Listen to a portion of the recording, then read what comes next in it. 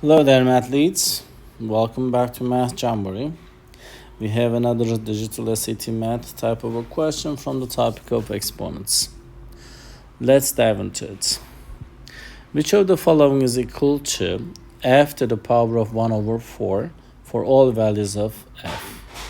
Choice A is given as square root of f to the power of 8, and the choice B, the 4th degree root of f. And the choice C, square root of f to the power of 4. And the choice D, we have 3rd degree root of f to the power of 1 over 3. So when we are solving this, f to the power of 1 over 4, so and the 1 is in numerator, that's going to stay on top of 1, I mean the f, the variable, and the 1 in the denominator, the 4, goes into the degree of the root. And usually we don't write power 1 in exponents, so this is gonna be close to this. So based on this, the correct answer will be choice B for this specific question. However, I'd like to talk about the other choices as well. If you can convert this into the exponent format, this becomes f 8 over 8 to f to the power of 8 over 2. If there is no power is written in the root, the degree is always 2. And this will be equals to f to the power of 4, because when you divide 8 by 2, you get 4. In choice C,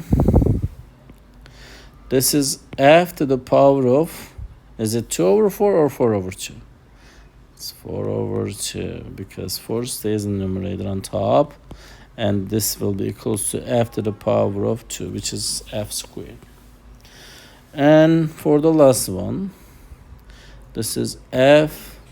So 1 over 3 will stay in the numerator, 1 over 3 in the numerator, and the other 3, the root, will be in the denominator. So this is f to the power of 1 over 3 divided by 3 means multiplied by 1 over 3, because when you're dividing two fractions, remember the first fraction stays as it is. You copy the first fraction and change the division to multiplication. Then you change the second fraction into its reciprocal by flipping it. Then you got f to the power of 1 over 9. So this is, what is it equal to? So I just want to talk about those as well.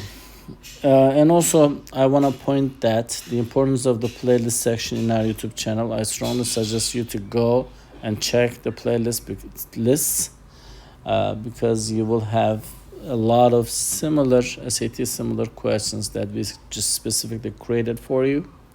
So you can pause the videos and solve these questions on your own.